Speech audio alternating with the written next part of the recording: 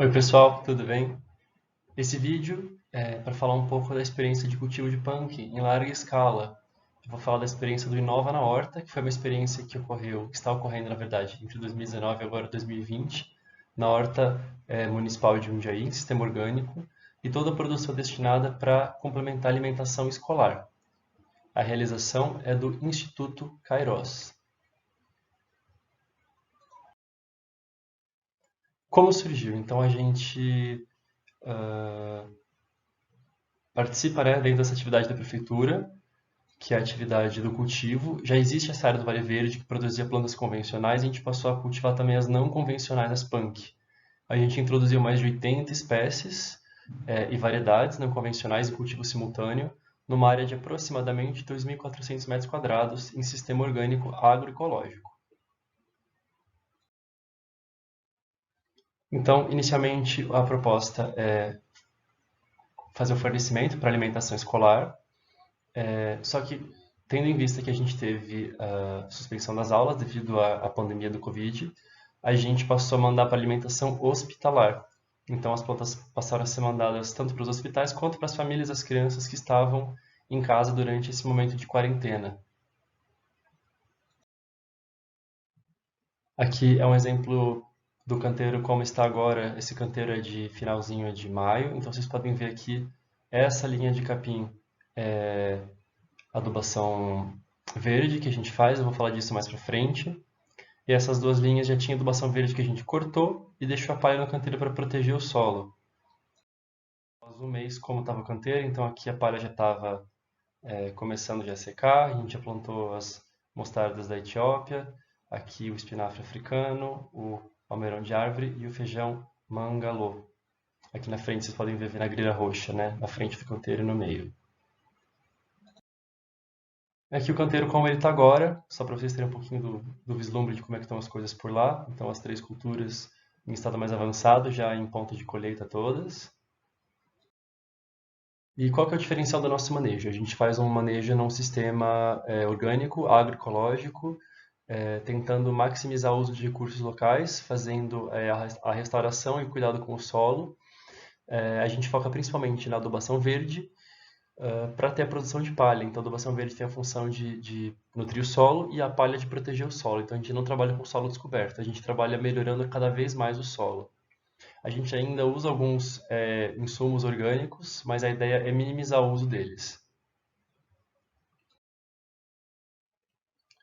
Então, aqui é o início do plantio, a gente começou na parte mais alta e seca do terreno com a chaia. Então, vocês podem ver que aqui o solo era bastante argiloso, com pouca matéria orgânica, já bastante deteriorado. E a gente foi fazendo a restauração ao longo do tempo com esse solo. A gente começou a trazer palhata de fora, como a gente tinha um prazo para começar a produção, a gente não conseguiu começar com adubação verde, a gente já colocou as culturas em campo.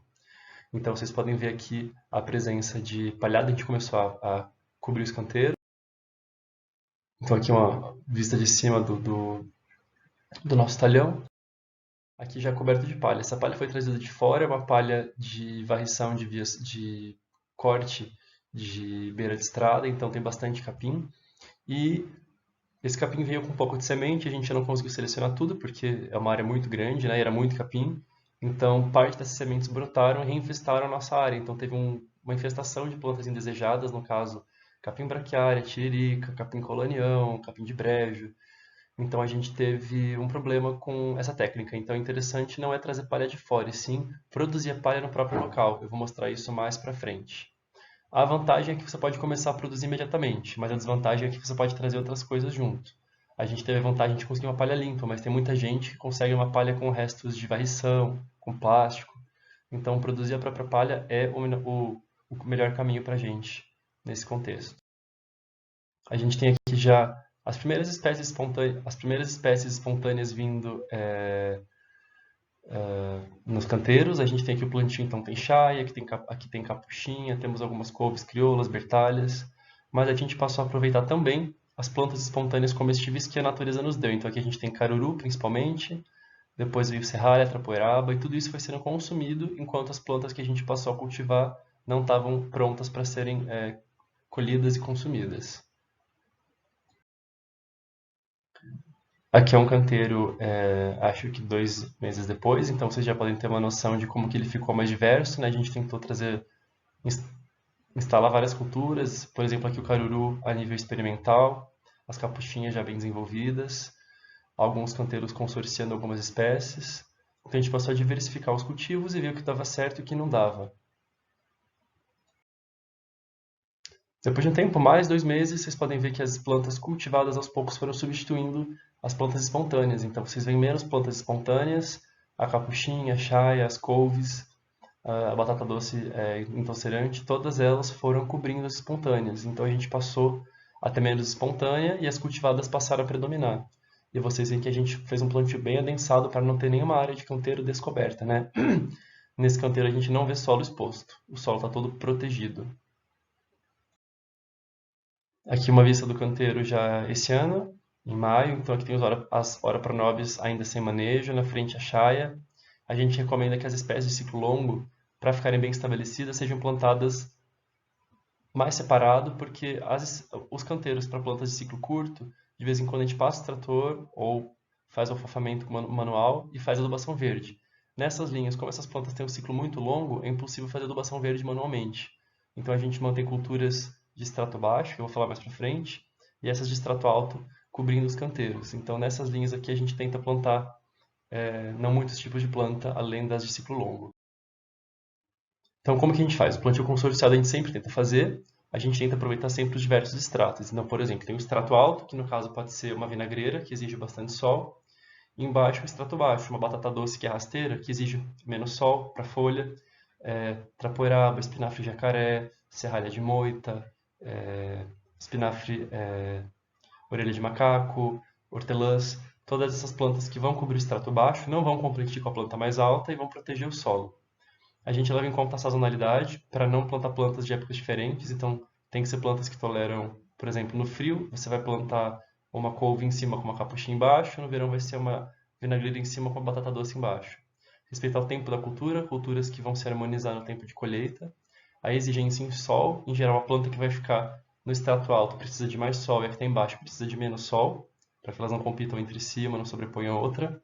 E exigência em água, as plantas de local mais úmido juntas, as mais seco juntas. Nunca misturar as duas para não ter conflito, né, de interesses no canteiro entre elas, para que nenhuma fique muito seca ou para que a outra não apodreça. A gente agradece a equipe também da Embrapa, Hortaliças, do Distrito Federal de Brasília, né, em especial o pesquisador Nuno Madeira, agrônomo. Essa foto foi num dia de visita a campo, lá quando a gente estava instalando os cultivos.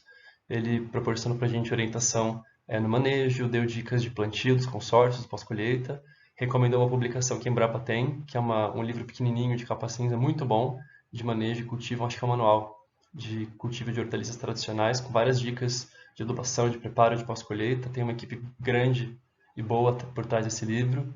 Ele a gente recomenda bastante, ele foi o nosso guia para poder começar o cultivo. E nossa gratidão também ao Nuno e à equipe, pessoal muito generoso. Aqui vocês veem então a gente começando a instalar a chaia, né? Já mostrei essa foto, o solo descoberto sem matéria orgânica. Atualmente, como é que está o solo, né? Ele está rico em matéria orgânica, está o solo mais úmido, mais fofo, e sempre com plantas espontâneas cobrindo, né? Quando a gente não consegue pôr uma forração, a gente deixa as espontâneas comestíveis, a gente tira as não comestíveis e mantém as comestíveis. Aqui no caso nós temos trapoeraba, espinafre jacaré e os carurus, que estão vindo agora no finalzinho do outono, começo do inverno. Nesse canteiro vocês podem ver que tem algumas linhas sempre em pousio. O pousio nunca com a terra exposta, sempre com a terra coberta, né? Aqui a gente faz adubação verde. Esse capim todo que vocês veem aqui tem uns 4 linhas de milheto, que vai crescer, a gente vai cortar, deixar ele secar e plantar em cima da palha. Os canteiros são usados em média por 4 a 5 meses. E a adubação verde tem um ciclo de mais ou menos 3 meses, dependendo da cultura.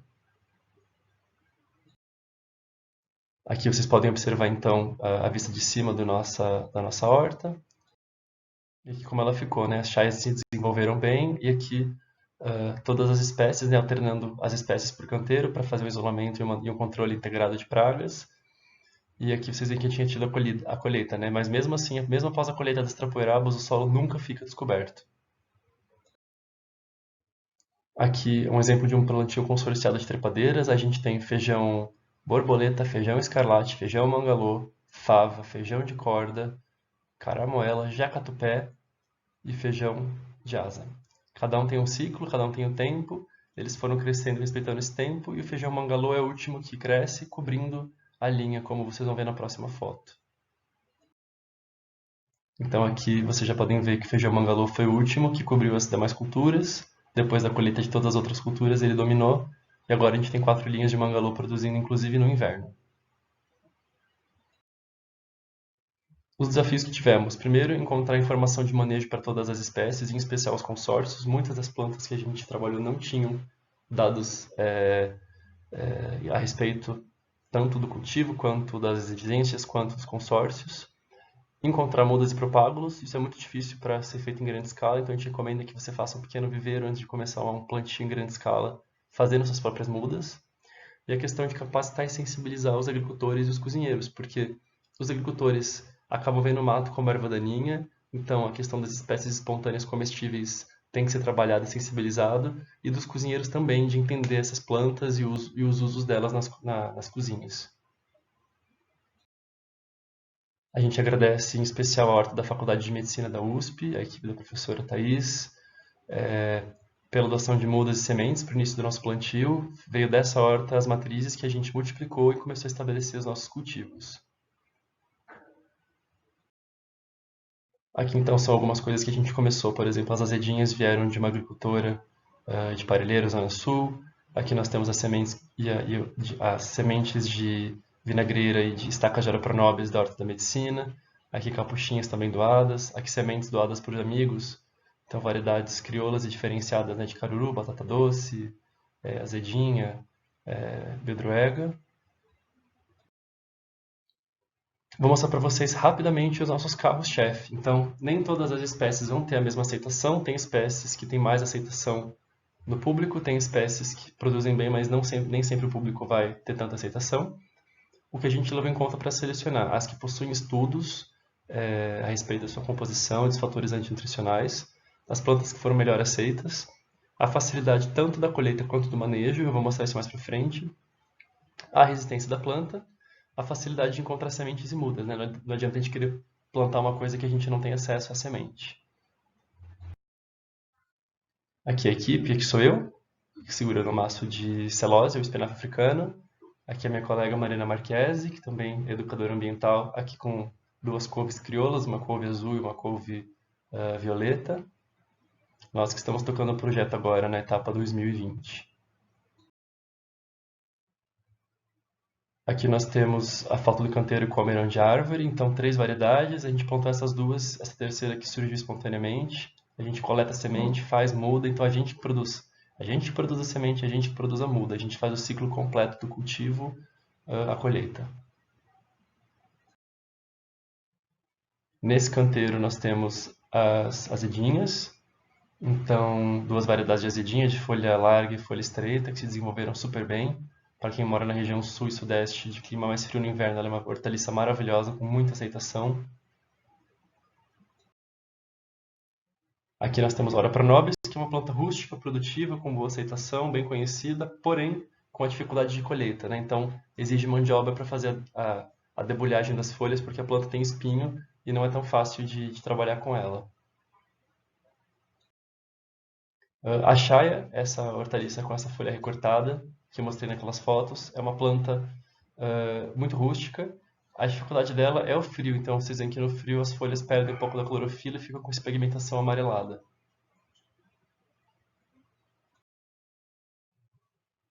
Aqui a vinagreira, também com ótima aceitação, coloração diferenciada, formato diferenciado, sabor azedo, muito produtiva. A maior dificuldade dela é a colheita, porque as folhas são pequenas, então dá trabalho fazer o massinho, mas é uma planta muito rústica e vigorosa. Também temos aqui a mostarda da Etiópia, né, a Brassica carinata. É uma verdura folhosa que tem o porte da couve, mas se desenvolve super bem no nosso clima, produz bastante, dá para fazer vários cortes e muito gostosa.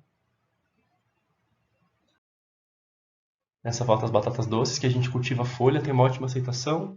A gente testou mais de quase 20 tipos de batata para chegar em 3 variedades que a gente está usando para folha, que tem um pós-colheita bom e boa produção. Em geral, as batatas que dão bastante folha acabam não dando muita batata, então a gente cultiva essas variedades para folha mesmo. Aqui, representando as espontâneas, né, o time das espontâneas aguasca, o picão branco, que também é uma planta muito comum, muito gostosa, de preparo simples, que tem bastante saída, a gente produz bastante na horta, especialmente no outono e inverno.